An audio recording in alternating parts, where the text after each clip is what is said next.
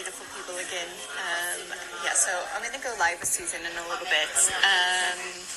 And I think she has a really cool outlook about her infertility journey.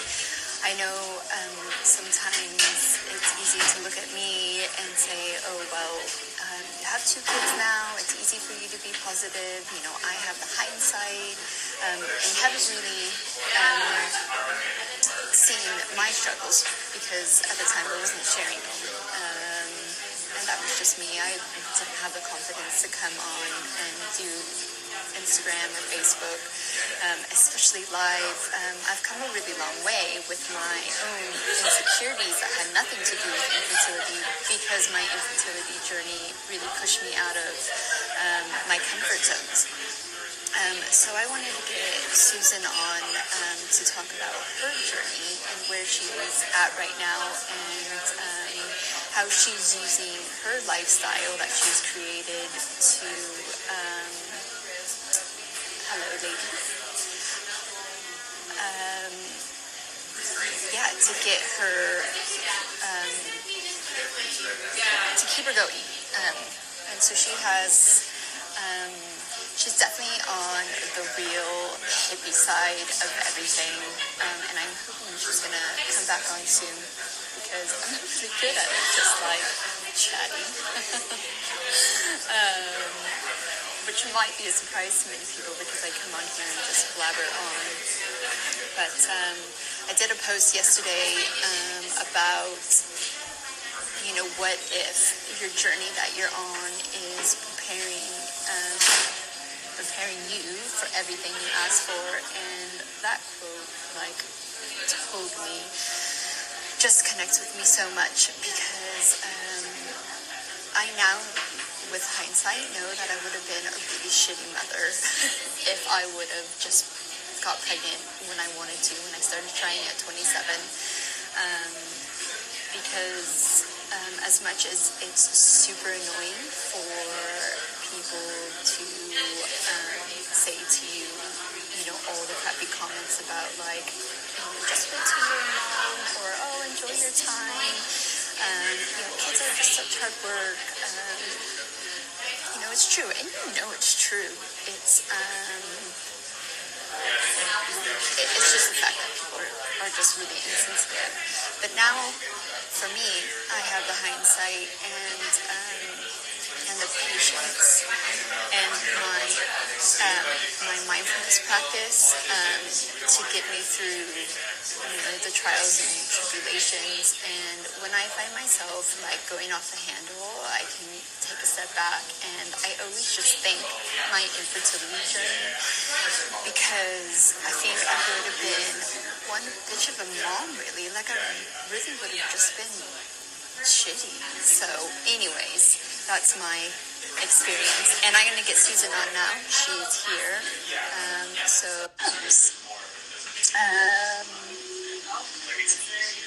She's waiting. We're waiting for her. So yeah, I connected with Susan. Cheers. Hi. And we both like have this like hair hat thing going on. Oh my gosh, I know mine's so bad. My hair's so dirty. I know. Like hats are the best inventions, especially women with. I have curly hair and too, and it's just a godsend. Yeah, I have like dreads happening in the back. So right. So yeah, I was just telling everyone about how.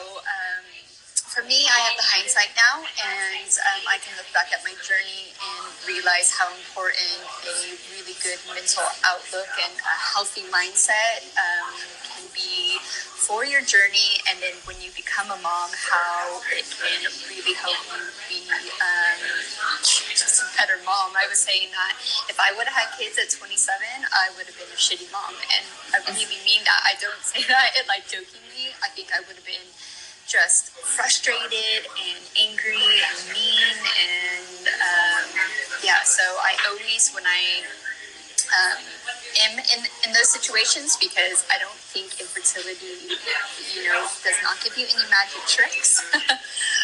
Not being that way, I'm just so grateful for my practice. But I was telling everyone, I'm bringing you on because you have an amazing outlook on life. I was saying you're definitely on the hippie side of everything, but I feel that's important to look at that and just gain knowledge from you, because you're struggling through an infertility journey. Just give us a little bit of background about what you're going through and what you've been through so far. Yeah, so, gosh, when I'm 39 now, so when I was 36 is when as far as the spiritual hippiness goes, that's definitely me. I got my Vedic astrology chart read like 10 years ago when I got certified, or over 10 years ago when I got certified to teach yoga. And I was told that I was going to move into my Venus moon phase between 2017 and 2019. So during that time is when it's going to really flow into like motherhood and feminism and just womanhood. And that's what Venus and moon is all about, of course. Your feminine side. So I was told that I'm going to probably get pregnant then. So I just discounted everything else. So I'm like, okay, great. I didn't even think about it because I knew I wanted to have children, but I wasn't looking to have kids anytime soon. I knew that I was going to probably find my man in my early 30s and later on I'm going to have children. I didn't even think about it. And then society and my friends are like, you need to get your blood work done. You should just get your blood work done, because friends were having fertility issues. And so I was 36 and I got my blood work done, and I found out that I had super, super low AMH. My ovarian egg reserve was really low. And what happens? I start freaking out because you get this blood work, and I completely, from living a life of just knowing that, yes, my Vedic astrology chart says I'm going to have a child in these 2 years, and trusting that, I got my blood work done and started losing control over what was going on inside of myself. And my husband and I tried for a year, and we told if it doesn't happen in a year, we're going to start meeting with fertility doctors. So that's really how my journey started going. And then from there, cut to 2 failed IVFs later, and just lost and listening to everyone but myself. Mm-hmm. So do you want me to keep going on my story? No, go ahead. Yeah. So I, even though I was really into my yoga practice and I was teaching, I'm very positive. I have a positive outlook on life. I trust that everything comes to you for a reason, whether it's a lesson to be learned or whatever that may be. And I realized that my second IVF, I rushed into it because one failed, and then we're like, we're going to do it. And before you know it, you're coming into a space of competition. Like, I'm going to prove and I'm going to win this. And you have this mindset of like, who are you in competition with here? And your doctor says this, and your friend says this, and your friend went through this, and this happened. And it's like, I don't know what happened to me, but I think it was after my second failed IVF where I kind of went back onto my mat, and I'm like, I need to go back within myself. Like, I know that my body's healthy. I've always been healthy. I've never been crazy sick, or thank God, and nothing's ever really been wrong. So it's like, why aren't I trusting my body? My body has never failed me before. And once I was able to come back to my mat, and when I say come back to my mat, I just started going back within myself and doing short amounts of meditation, whether it's 5 minutes or 20 minutes, and really owning what I was going through and my emotions, and realizing that I was looking for all the, I was listening to my doctor, I was listening to my friends, I was listening, and it's like, what do I want? And it's like, I want a child, but I don't believe that the way I'm getting my child is supposed to feel like this. Yeah. It's not supposed to, I know that whole, sympathetic fight or flight mode. Like, I know that a child is not going to enter the world when you're coming from a place of like yearning and being so thirsty, like desire. We have this desire to be a mom. It's in us because we're supposed to be moms. We wouldn't have the desire if we weren't supposed to. So the universe knows that. I truly believe that. But it's not totally up to us when we want to have a child. Yeah. And what really helped me during my first round of IVF was reading this book called Spirit Babies. And whether you're spiritual or not, it is a fascinating, amazing book to learn that it is not up to us.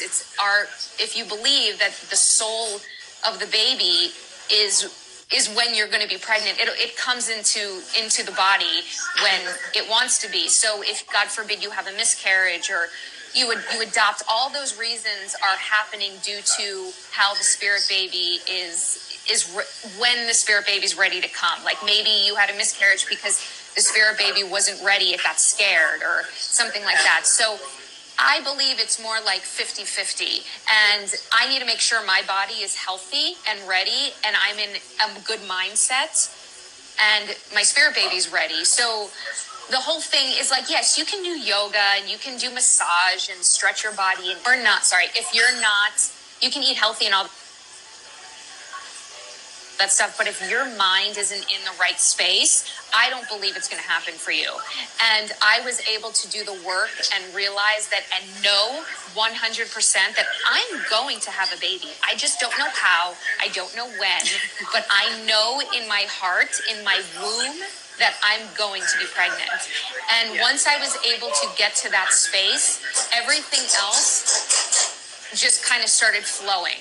And after my second round, which was in June, my husband and I just decided to, let's chill, let's just focus on us, let's relax, and we're going to figure out maybe another round is what we want to do. But I'm just like, I'm living my life, I'm being healthy, I'm trying to listen to the signs, I'm trying to just stay centered with who I am and enjoy life and be joyful and laugh and all those things. Now, don't get me wrong. Like every day I think about wanting to be pregnant and wanting to have a baby. So it's not like it's out of my mind, but I'm taking it in a different way than that yearning and desire, because I don't believe that is going to get you pregnant. I believe that your child wants to enter when you're living a life that they want to live as well. So that's where my mindset comes into play. Yeah, exactly. Sorry, I just got distracted because my husband just texted me. And I just got to charge my phone. So have you always been this way? Because it's funny, my mom is like really like the most positive person I know, like to the annoying sometimes. You know? But I think it's a genetic thing, and I didn't get that. So I wanted to I think some people kind of maybe look at overly positive people, or people who try to look at the positive side and just go, well, I can't do that, I'm not that way. Because I'm not that way. I know genetically I am not that way. But so I had to fight to be like how I am now. What was your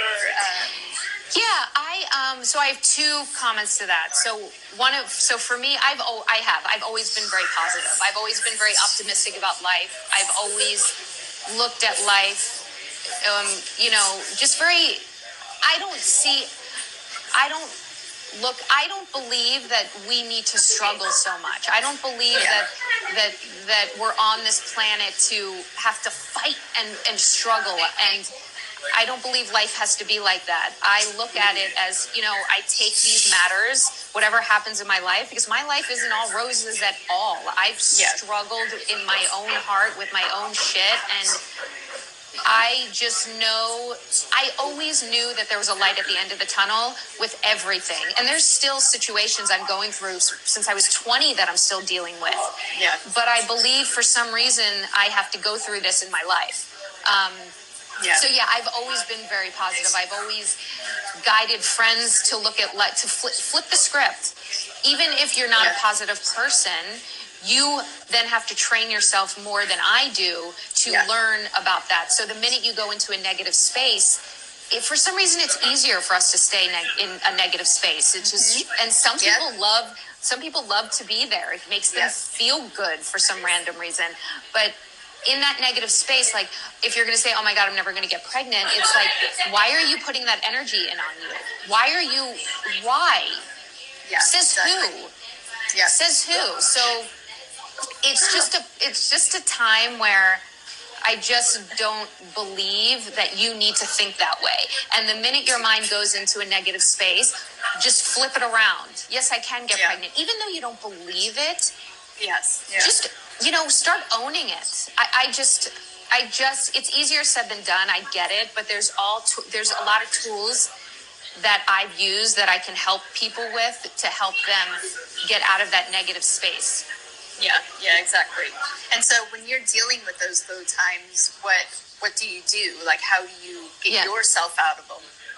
I immediately I just get away from where I'm at. Like if I wake up and I feel like shit, or if I'm behind my computer and I just nothing's going right, I move. So I'll go outside. I'll put my feet on the grass. I'll play with my dogs. Things that immediately will bring gratification to me is what I'll do. So I'll just go over to my dog and pet them. And if you stop for a moment and realize that this moment right now, everything's fine. You're healthy. Hopefully your family's healthy. You have friends. You know, hopefully you have a job and you're able to take care of yourself. You have a strong foundation. Like there are things in your life that are going well, and this one thing isn't. It's like just surrender to it. Just let it go. So I'll journal. What's really good is getting that brain dump out, because you have all this negative gunk in your head. Just get it out. Like get it out, write it out, or just go work out, walk it out. Listen, pick up something that's inspiring. Go grab a cup of coffee. Go talk to a best friend. Like there's all these little things that you can do. Yeah, and I think sometimes when people see people like us who are like into the yoga practice and do meditation and things like that, they kind of backlash in a way. And I feel like we kind of need to get the word out that it's not about doing yoga every day for 45 minutes or sitting and meditating even for 10 minutes. It's all the little things. Just start with the little things to get yourself. For me, like I said, I'm not naturally this way. So I just had to start with, I talked about doing the 5-minute journal, and I didn't believe in it. I didn't believe this is going to get me pregnant or this is going to be any magical worker. But I'm like, right, I need to start training myself to look at my life in a completely different way. Because like you say, most of us dealing with infertility have amazing lives, and we're not living them. Because of infertility, we let it take over our lives. And I feel like it's a process almost. When you get that diagnosis, you go into like a head spin, and like you say, you should just stop listening to your intuition and you hyper focus on what society wants you to. You go straight into IVFs, which I'm so grateful for IVF, but at the same time, for a lot of us, it's not the answer, but yet we still go do it. Yeah, because it could be the answer, and that's all we know. That's all we hear, and we want a quick fix. That's the thing. We want a quick fix, which is so ironic because IVF is not quick, and it is emotionally, physically, financially draining, and you're not guaranteed. Yeah, what happens for some reason we think we're guaranteed a baby? Isn't it funny? Well, yeah, because it's easier to say I'm going to do IVF and do shots and stuff than it is to commit to a 3-month cleanse and journey to get your body where it might need to be. Yeah, but so we're willing to spend thousands of dollars on this quick fix than maybe a couple $1,000 on acupuncture and healthy food and a fertility nutritionist that can guide you. And we can laugh about this because we've both been there. Oh, for sure. It's so true. And we're in a place where we can help guide other people that are just starting their journey. That's the thing. It's like when you're just starting your journey, you don't realize that you have all these resources. And I always say it's like all of a sudden you're part of a community that you don't want to be a part of. So you're even hesitant to step into this community. But then once you're like in it, you're like, I have 3 failed IVFs, I did IUI, I did this, I'm starting to think about this, and might maybe do a surrogate, blah, blah, blah, miscarriages. Now it's like you have that stamp and you're ready to, a lot of people are ready to get more deep and share it with the world.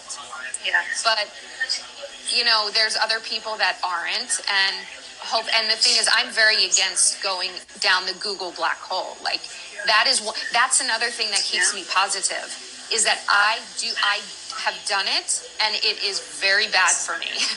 I do not Google like what people are going through, their story. Now, I always say people's stories are very inspiring.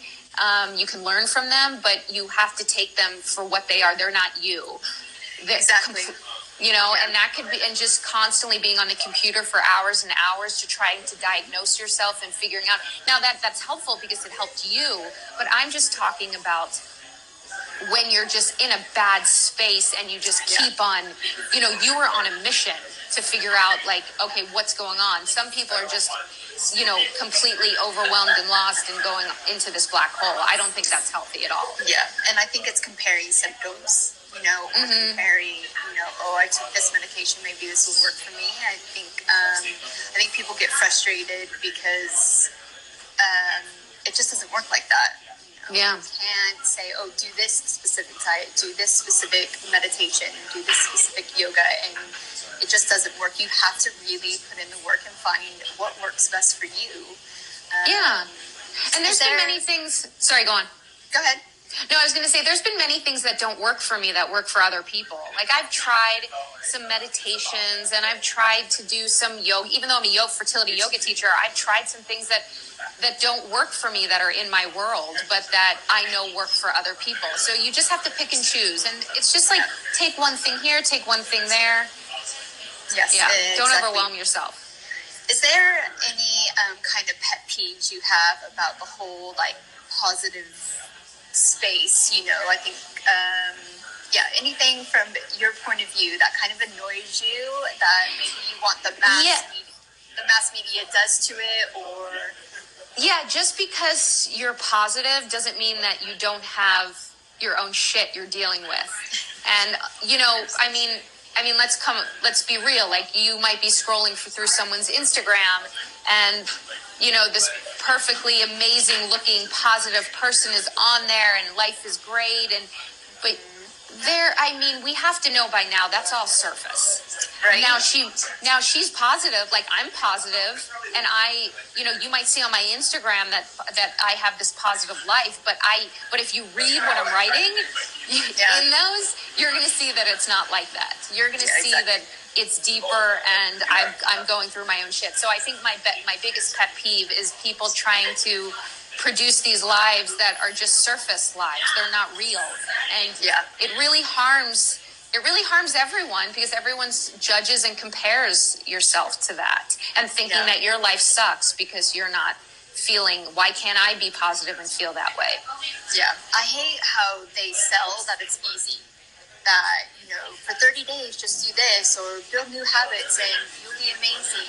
Where I feel like that is, like you say, harmful because you try it and 30 days isn't long enough. No, and that's the thing. And I've spoken on my podcast, I've spoken to a lot of acupuncturists and other nutritionists and even yourself, like who have these 30-day plans and they say that, it takes like 90 days because for your body to change, the cells for your body to change and grow. 30 days is not enough. And maybe that works for some people. Yeah, I'm not saying don't try it, but I get really frustrated that, especially even with diets, like the 30-day. Oh, the whole 30, and I'm just kind of like, I've been there and done that, and I'm still 4 or 5 years into my journey, and I still find it hard at times, diet and mentally, and it's a consistent work in progress, it's something that you really have to commit yourself to. Obviously I was really hardcore when I was trying for my kids, and now that I done with that journey, now it's about my health and my well-being and being a good mom. And because I'm an older mom, I want to be there. I want to be 60 before my kids graduate high school, and I want to be a good 60. I want to be rocking it, and I agree. That's my pet peeve about that. And and even though I speak yoga and meditation and all that stuff, I eat a lot of, I eat healthy, but I eat, I have sugar, I have pizza, I have burgers, I eat French fries. Like, I'm not eating super clean every single day. And I'm probably not eating super clean, twice a week. And that's okay because for me, I know I don't have any restrictions on my diet, but I'm just trying to live a fertility healthy diet, but I also know that if I have a chocolate chip cookie, my body, that isn't the reason why I didn't get pregnant. Yes, yeah, exactly. Yeah. So what's your 3 top positive things that you do to keep your positivity alive? So one's meditation. Yep. And my meditation practice sometimes is 3 minutes to 20 minutes, and that's very important. Another thing is hanging out with my dogs, being with my husband, just chilling. Yep. And to keep me positive, I would definitely say a healthy lifestyle of eating healthy. I love healthy fats are very important in my diet. They make me feel good. Working out, doing yoga. Yeah. So easy stuff. Like, yes. I mean, maybe the meditation is the hardest thing out of all. Exactly. It is. It still is for me. Yeah. Yeah. Right. And growing your practice. So you get to a certain level. How do you grow your practice then? Because I feel like there's tiers, isn't there? You know, you start, and then say if you've got your a little bit of meditation down in yoga, what would be your next step of wanting to go maybe a little bit deeper? So if you have meditation and you have a yoga practice, I say go deeper in that, meaning start learning more about, like, really start connecting, because I practice that, starting to connect with your intuition and even learning to activate and open up your chakras, especially since we're dealing with fertility as our second chakra. So lately, I've really been focusing on my womb. I have been I always put, when I'm in meditation, my hands are on my womb and I'm honoring my womb. And I'm imagining it as like a lotus flower inside my womb and it's growing. So I love doing this too. I think it's so powerful and it's fun, is to visualize when you're in meditation, is to doing a visualization meditation. So visualizing the life that you want, visualizing you being pregnant. Like I always visualize myself in like a flowy dress with my big pregnant belly, and I'm like, out in nature or in the ocean, and like I'm feeling it. So I think the next step is that if you have a solid meditation and yoga practice, and even if you don't, bringing in visualization is awesome, because now you're vibrating at a different level, because your body doesn't know that that isn't real. Like when you're in a meditative state and you start visualizing yourself being pregnant and really sitting with that for a while, your body starts assuming it. So it's another form of manifestation. Massively. I mean, I did like the circle and bloom tapes, which is all about the visualization. I do remember when I changed my mindset and started using, like, when I get pregnant, because I was so like deathly afraid to use that. Like I didn't want to jinx anything or whatever, but when I started talking like I was going to get pregnant, it just shifted things for me. In my hindsight now, I can look back and go, that really shifted, and it didn't like shift my body to become pregnant, because I had to work really hard to overcome my autoimmune issue.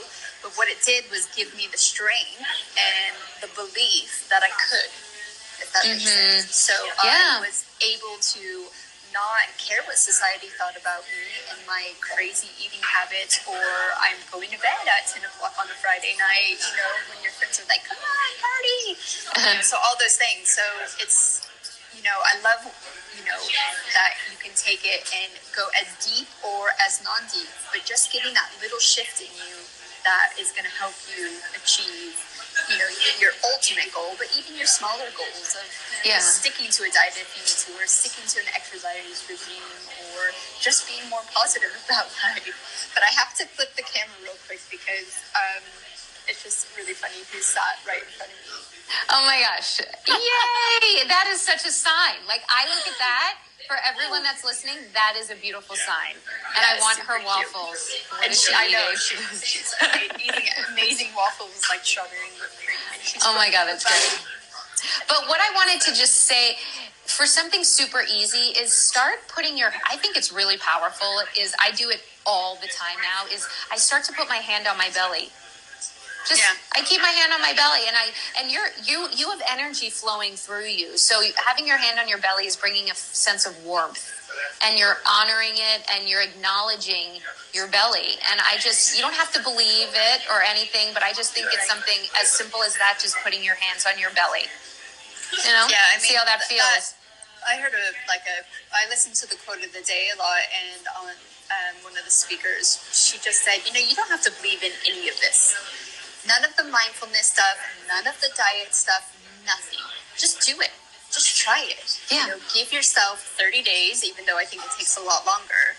But just put into little practices and just see what changes. And I always say that I think we get discouraged in the fertility areas because we fail so much. Every month we feel like we're failing. If we do a round of IVF, it doesn't work, we fail. And so I encourage people to look and shift their goals to little things. So, the fertility, my unexplained infertility was a wake-up call to all my little normal symptoms that everyone gets that were, impacting. So I started celebrating my wins of being more positive or handling the situation better. I remember doing a play group and I had this girl in there and she left and you weren't supposed to leave. And all my friends were there and I was like, where'd she go? And they're like, oh, she left to go to the post office. And I just handled the situation so much better. And my friend afterwards, she went, you took that really well. I was like, I did, didn't I? So it's just celebrating those little wins and, trying, like you say, you still think about it every single day about not having the ultimate goal, but just trying to shift your focus and celebrating the now and any changes or practices that you're putting into place, celebrating your little wins that you're getting and recognizing them and being grateful for them. Exactly. I agree. Yes. So I'm super excited for your journey. On your latest podcast, you talked about your big move and how that, the last few years of not being in the right place for your own self. And I've just said to you before we started, I have the hindsight of looking at my journey and going, yep, all those years my babies weren't supposed to be there. And they came when the universe and the life was ready for them. And it's really crappy to hear people say that. I know we all just get annoyed when people are like, oh, when the universe is right or in God's timing or anything like that. But right. I do, like you, truly believe that when the time's right for not for you, and that's probably what you have to get over. It's not about you. Exactly. It's not about you. It's about, it's about your spirit baby. It's about so much more than, when I say you, it's your ego. It's so much more than about what you want and think. Yeah, exactly. And I mentioned this in the beginning, but I did a little post yesterday that, your situation is preparing you for what you're asking for. And I just truly believe that. And I think, I hope most people going through their journey and when they get to the end of it, no matter what the outcome is, they can look back and feel the same way and not feel bitter about, the years or the months or the money or the sadness. I feel like, that's kind of some of my purpose is it doesn't matter if you have a kid, it doesn't matter if you adopt it, it doesn't matter if it's embryo or sperm adoption, it doesn't matter if it's your own baby. You can look back at your journey and be proud of it. Yeah. And you learn so much on the way. Yeah. So much. Yeah. It's so true. And it's easy for me to say that, and I would say half of my journey, I was not on that path. Of course, I know. And that's the thing, you have to remember that everyone's on their own path and going through their own situation. And I just know that, for some reason, I feel that I was supposed to have my journey because first I was supposed to birth this new, guiding women on their own fertility journey. I've always felt that like years ago that I was supposed to help women in some sort of way, but I never really knew. And I believe that this was my path. So I was supposed to birth this before I was supposed to birth my own child. Yeah. And I truly believe that. But I also know that if I were to have my child, I wasn't supposed to have my child 2 years ago, 3 years ago. So, you know, you just never know. For some reason, my baby wants to be born in Nashville. I don't know why, but that's where we're headed. That's where you're going. Well, best of luck. And obviously, you guys can follow on Instagram. You have a great podcast if you are into meditation and the yoga. Or looking, you know, to get into it, go over and have a listen, because I think you offer great content and value to the community. Thank you so much. So thanks for coming on live. And, of course. We'll speak soon. That sounds great. Wonderful. Have a fabulous day. You too. Bye. Okay, bye, love.